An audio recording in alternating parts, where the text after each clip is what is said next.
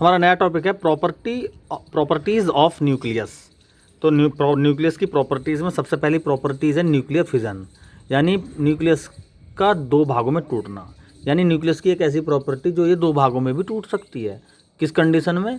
कुछ सब्सटेंस ऐसे होते हैं, कुछ न्यूक्लियस ऐसी होती हैं जिनकी स्टेबिलिटी थोड़ी कम, बहुत कम होती है, तो और कुछ उनके हाई एटॉमिक नंबर होते हैं। हाई एटॉमिक नंबर हो और उसकी स्टेबिलिटी कम हो, तो वो इसी तरह से जैसे कोई परिवार जिसमें ज़्यादा सदस्य हों और फूट ज़्यादा हो उसके अंदर, तो वहाँ पर सेपरेशन बहुत जल्दी हो जाता है। वही सिस्टम है बिल्कुल। एक तो यूरेनियम का एटॉमिक नंबर बहुत ज़्यादा और दूसरा उसमें स्टेबिलिटी का बहुत ज़्यादा कम होना। इस तरह से अगर कोई बाहर का कोई और पार्टिकल 0n1 न्यूट्रॉन इस पर बम्बार्ड कर दिया जाए तो ये न्यूक्लियस, यूरेनियम की न्यूक्लियस इसको इजीली एब्जॉर्ब कर लेती है और दो भागों में टूट जाती है, बेरियम और क्रिप्टन, और साथ में 3 न्यूट्रॉन और देती है। इस रिएक्शन को बोलते हैं हम न्यूक्लियर फिजन। अब ये होता कैसे है भाई? सीधी सी बात यह है कि कोई भी न्यूक्लियस है उसके अंदर प्रोटॉन्स रहते हैं, न्यूट्रॉन्स भी रहते हैं। तो प्रोटॉन्स और न्यूट्रॉन्स, प्रोटॉन्स के बीच में रिपल्सन काम करता है, जिसको फेस कौन करता है? बाइंडिंग एनर्जी, यानी न्यूक्लियर फोर्सेस से जो एनर्जी मिली है वो इन प्रोटॉन्स को बांधे रखने का काम करती है।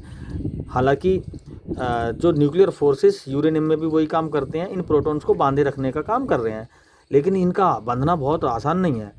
इनकी बाइंडिंग एनर्जी बहुत कम है, ये स्टेबल ज़्यादा नहीं है यूरेनियम, इसको तोड़ना बड़ा आसान है। ठीक है, यूरेनियम के जो न्यूक्लियस हैं, न्यूक्लियॉन्स हैं, प्रोटॉन संख्या में बहुत ज़्यादा हैं।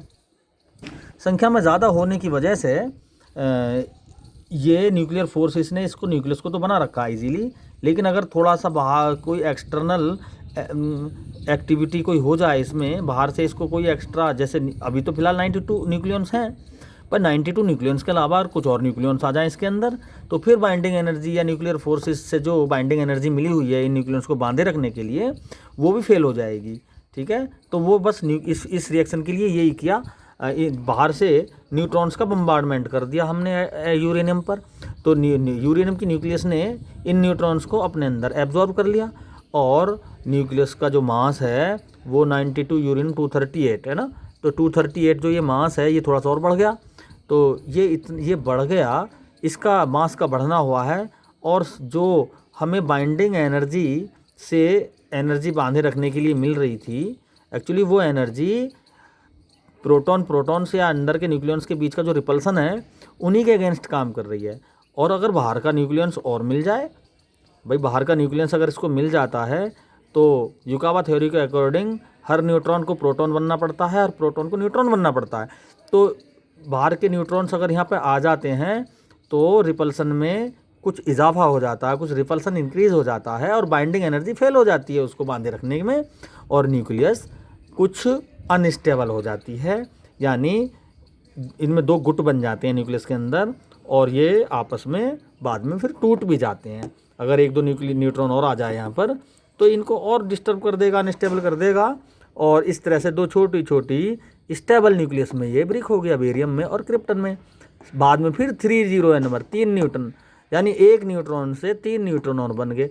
अब ये 3 न्यूट्रॉन्स 3 यूरेनियम के एटम्स को फिर ज़्यादा इफेक्टिव करेंगे जाकर, और फिर तीनों जैसे ये 3 न्यूट्रॉन्स हैं, एक न्यूट्रॉन्स ये है, दूसरा ये है और तीसरा ये न्यूट्रॉन है, तीनों ही ये हमने बना दिए यूरेनियम के एटम। तो इन 3 एटम्स को फिर दोबारा कर बेरियम और क्रिप्टन में, बेरियम क्रिप्टन में तोड़ देगा, और 3 न्यूट्रॉन यहाँ से भी फिर निकलेंगे दोबारा कर n, और फिर यहाँ से भी 3 न्यूट्रॉन निकलेंगे, सब जगह से 3 न्यूट्रॉन्स निकलेंगे, और साथ में फिर इसको 3, 3, 6, 3, 9, 3, 12, 3, 15, 3, 18 टाइम्स इस रिएक्शन को फिर दोबारा कर बढ़ा देंगे। इस तरह से ये रिएक्शन अनकंट्रोल्ड रूप से बढ़ती चली जाएगी। इसको ही कहते हैं हम चैन रिएक्शन। क्या कहते हैं इसको हम? Chain reaction. यहाँ से 3 न्यूट्रॉन्स जो निकले उन्होंने 3 एटम्स को ये रिएक्शन करा दिया, और यहाँ से भी फिर 1, 2, 3, 1, 2, 3, 1, 2, 3, 3 न्यूट्रॉन्स यहाँ से भी निकलेंगे, वो 1, 2, 3, 4, 5, 6, 7, 8, 9 एटम्स को यहाँ पर फिर इफेक्टेड करेंगे। इस तरह से लगातार यहाँ पर 18 टाइम्स इंक्रीज हो जाएगी ये रिएक्शन। पहले 3 टाइम्स, ये 3 टाइम्स, फिर 9 टाइम्स, और फिर ये 18 टाइम्स इंक्रीज हो जाएगी। इस तरह से इस रिएक्शन को बोलते हैं हम चैन रिएक्शन। तो यह है पहली प्रॉपर्टी न्यूक्लियर फिजन, दूसरी प्रॉपर्टी है न्यूक्लियर फ्यूज़न। हमारा टॉपिक है सेकंड प्रॉपर्टी है न्यूक्लियर फ्यूज़न, ठीक है। तो न्यूक्लियर फ्यूज़न में क्या होता है, दो मोनो एटॉमिक न्यूक्लियस आपस में एक नई न्यूक्लियस को फॉर्म करती हैं, ठीक है। जैसे यहाँ पर देखो 1H1 ये protium proton, 1H2 deuteron hydrogen का आइसोटोप्स आपस में रिएक्ट करके दो न्यूक्लियस आपस में मिलकर एक न्यूक्लियस बनाती है 2He3 और साथ में गामा रेज, ठीक है। इस रिएक्शन में 5.5 MeV एनर्जी मिलती है और ये लगभग 5.7 सेकंड में ये क्लियर भी हो जाती है। अब ये 2He3 दोबारा कर आपस में 2He3 मॉलिक्यूल जो बना न्यू एटम, ये आपस में दोनों न्यूक्लियस रिएक्ट करके फिर हीलियम 2He4 बनाती हैं और 2 प्रोटॉन्स साथ में बनता है। 12.85 MeV इसकी एनर्जी और 100 मिलियन ईयर तक ये चलती रहती है, ठीक है। इसमें बहुत ज़्यादा समय लगता है कंटिन्यूसली। तो यही प्रोसेस सन पर हो रहा है, हमारे सन पे। तो ये कंटिन्यूस हाइड्रोजन से लगातार हीलियम में चेंजिंग चल रही है वहाँ पे, ठीक है। और ये चूँकि 100 मिलियन ईयर तक ये रिएक्शंस चलती रहती हैं और ठीक है 25% हाइड्रोजन आइसोटोप्स अब तक हीलियम में कन्वर्ट हो चुके हैं, ठीक। तो अब ये 1H1 और 1H2, क्वेश्चन ये है कि ये दो न्यूक्लियस आपस में एक न्यूक्लियस बनाती हैं और बहुत ज़्यादा एनर्जी को रिलीज़ करती हैं, ऐसा क्यों? तो भाई फ़र्ज़ करो हमारे पास दो बॉडी हैं, ये दो मेरे पास स्टील के स्पेयर्स हैं, एक ये है और एक ये है। मुझे इन दोनों को ऐड करके एक बड़ा स्पेयर बनाना है, ठीक है। तो ये आपस में मैं अगर इनको चिपका दूं फिजिकली तो क्या ये चिपक जाएंगे? ऐसा नहीं। इसको ये क्वेश्चन भी पूछा जाता है कि न्यूक्लियर फ्यूज़न होता कैसे है, तो क्या ये आपस में दोनों स्पेयर्स आपस में जॉइंट हो जाएंगे फिजिकली? इनको करने एक जगह करने के लिए क्या करना होगा, इनको हमें खुद हीट अप करना होगा, इनको एनर्जी देनी होगी, हमें इनको एनर्जी देनी होगी और ये एनर्जी एक्सटर्नल सोर्स से इनको देनी होगी। तो ये मेल्ट हो जाएंगे, दोनों मेल्ट होकर जब एक हो जाएंगे फिर धीरे धीरे इनका एक बॉडी बन जाएगी। तो इस रिएक्शन में तो एक क्वेश्चन तो ये आ गया कि भाई इस रिएक्शन को स्टार्ट करने के लिए एक एक्सटर्नल एनर्जी की रिक्वायरमेंट होती है। ये हाइड्रोजन बॉम्ब में होता है। हाइड्रोजन बॉम्ब को स्टार्ट करने के लिए एटम बॉम्ब यानी हाइड्रोजन बॉम्ब न्यूक्लियर फ्यूज़न पर काम करता है और एटम बॉम्ब न्यूक्लियर फिजन पर। तो एटम बम जो होता है वो जो हाइड्रोजन बम होता है उसको स्टार्ट करने के लिए एक एटम बम पहले ही स्टार्ट करना पड़ता है। यानी दो न्यूक्लियस को एक न्यूक्लियस बनाने के लिए एक एनर्जी की ज़रूरत पड़ती है, बहुत ज़्यादा एनर्जी की ज़रूरत पड़ती है। कहाँ से आती है वो न्यूक्लियर फिजन से आती है, ठीक है। तो जैसे दो एग्जाम्पल तौर पर दो हमारे पास मेटल की स्पेयर्स हैं, इनको हमें एक करना है तो इनको गर्म करके मेल्ट करना होगा, तब ये एक होंगी। इसी तरह से ये 1H1 और 1H2 को भी एक करने के लिए पहले इनको हमें एनर्जी देनी होगी, तब ये 2He3 बनाएंगे। अब ये तो इस रिएक्शन में तो खुद एनर्जी रिक्वायर हो रही है इनको, लेकिन ये 5.5 मिलियन एनर्जी दे भी रहे हैं, ऐसा क्यों? तो ऐसा इसलिए क्योंकि इस रिएक्शन में इनका थोड़ा सा मास डिफेक्ट हो जाता है और वो मास डिफेक्ट आइंस्टीन की इक्वेशन के अकॉर्डिंग मास डिफेक्ट c² से मल्टीप्लाई होकर एनर्जी में चेंज हो जाता है, ठीक है। तो आइंस्टीन की इक्वेशन है मास एनर्जी रिलेशन। तो न्यूक्लियर फ्यूज़न में मास का थोड़ा सा डिटेक्शन होता है, मास डिफेक्ट होता है इसमें। जो किसी भी न्यूक्लियस का जो वेट होता है वो न्यूट्रॉन प्लस प्रोटॉन्स के वेट के बराबर होता है, न्यूट्रॉन प्लस प्रोटॉन्स के सम्स के बराबर। लेकिन उसका वेट, न्यूक्लियस का वेट जो होता है वो न्यूट्रॉन प्लस प्रोटॉन्स के सम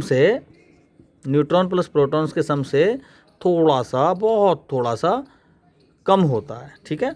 हालांकि न्यूट्रॉन और प्लस प्रोटॉन मिलके एटॉमिक वेट बनाते हैं, लेकिन एटॉमिक वेट बिल्कुल इक्वलेट नहीं होता, थोड़ा सा मास डिफेक्ट रहता है न्यूक्लियस का, ठीक है। तो ये मास डिफेक्ट किस में चेंज हो गया? डेल्टा m × c² के अकॉर्डिंग एनर्जी में चेंज हो गया। तो हमें ये न्यूक्लियर फ्यूज़न में मास एनर्जी रिलेशन से एनर्जी मिलती है, इसलिए इसमें एनर्जी ज़्यादा तादाद में मिलती है। तो अब इक्वेशन में तो 5.5 मिलियन है, मिलियन इलेक्ट्रॉन वोल्ट। लेकिन जो न्यूक्लियर फिजन था उसमें लगभग 220 मिलियन इलेक्ट्रॉन वोल्ट हमें एनर्जी मिली थी, 220 मिलियन इलेक्ट्रॉन वोल्ट एनर्जी मिली थी। अब इसमें तो 5.5 ही मिल पा रही है, तो हम कैसे कह सकते हैं कि इसमें एनर्जी ज़्यादा मिलती है?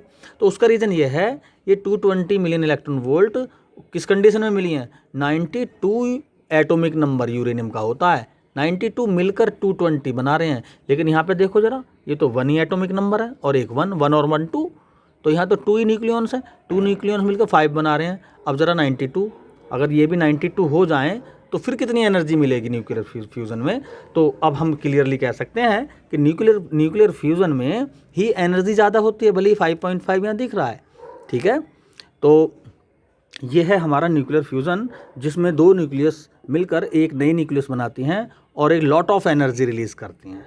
ठीक है, हमारी नई प्रॉपर्टी है पेयर प्रोडक्शन।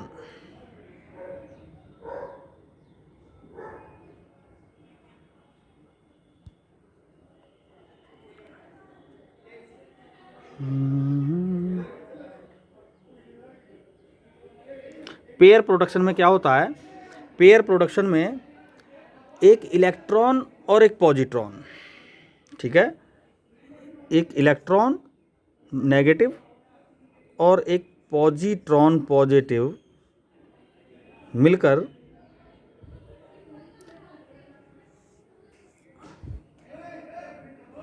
पेयर प्रोडक्शन नहीं, जब कोई फोटोन पार्टिकल या गामा रेज किसी एटम से टकराती है ना, तो वहाँ पर एक प्रोटॉन बनाती है, वो इलेक्ट्रॉन बनाती है सॉरी, और दूसरा उसका एंटी पार्टिकल यानी पॉजिट्रॉन बना देती है। ठीक है, तो इसने क्या काम कर दिया? गामा रेज ने क्या काम कर दिया? जैसे ही किसी एटम से टकराए वहाँ पर एक इलेक्ट्रॉन बना और दूसरा पॉजिट्रॉन, तो इसको कहते हैं पेयर प्रोडक्शन। पेयर प्रोडक्शन, इसकी थर्ड प्रॉपर्टी हम कह सकते हैं इसको। तो जैसे ये हमारे पास न्यूक्लियस है और ये इलेक्ट्रॉन है, ठीक है, जैसे ही फोटोन पार्टिकल इससे टकराता है एच न्यू, ये अपने प्लेस से हट जाता है, क्योंकि ये इलेक्ट्रॉन अपनी ऑर्बिट में बाउंड है। ठीक है, तो ये इलेक्ट्रॉन अपनी ऑर्बिट में बाउंड है, जैसे ही फोटोन इसको मिला ये यहाँ से जंप करके अलग चला जाएगा, ये बन गया इलेक्ट्रॉन नेगेटिव, और अपने प्लेस पर क्या छोड़ के चला जाएगा? एक पॉजिटिव चार्ज। तो इसी तरह से हम यहाँ से इसको थोड़ा सा डेप्थ समझ सकते हैं। तो क्लियरली जब किसी एटम पर कोई फोटोन इंटरेक्ट करेगा तो वहाँ पर वो 2 पार्टिकल देगा, एक तो इलेक्ट्रॉन और एक पॉजिट्रॉन। पॉजिट्रॉन क्या होता है? वो पार्टिकल जिसका मास तो इलेक्ट्रॉन के ही बराबर हो लेकिन चार्ज इलेक्ट्रॉन के अपोजिट हो, यानी ये माइनस का 1.6 इंटू 10⁻⁻19 है, ये प्लस का 1.6 इंटू 10⁻⁻19 कूलाम हो जाएगा। ठीक है, तो ये है पेयर प्रोडक्शन। एक चौथी प्रॉपर्टी भी न्यूक्लियस की है जिसको हम कहते हैं पेयर एनहिलिनेशन। पेयर एनहिलिनेशन में इलेक्ट्रॉन और पॉजिट्रॉन आपस में मिलते हैं और साथ में 2 फोटॉन्स 2H न्यू बना देते हैं। ठीक है, इसको पेयर एनहिलिनेशन बोलते हैं। इसको हम न्यूक्लियस की फोर्थ प्रॉपर्टी कहेंगे कि जहाँ एक इलेक्ट्रॉन और एक पॉजिट्रॉन आपस में मिलके 2 गामा रेज या 2 फोटॉन्स बनाएं, उसको बोलेंगे हम पेयर एनहिलेशन। इस तरह से हम न्यूक्लियस प्रॉपर्टी ऑफ न्यूक्लियस को एक्सप्लेन कर सकते हैं न्यूक्लियर फिजन, फ्यूजन, प्रोडक्शन और एनहिलेशन के फॉर्म में। Thank you.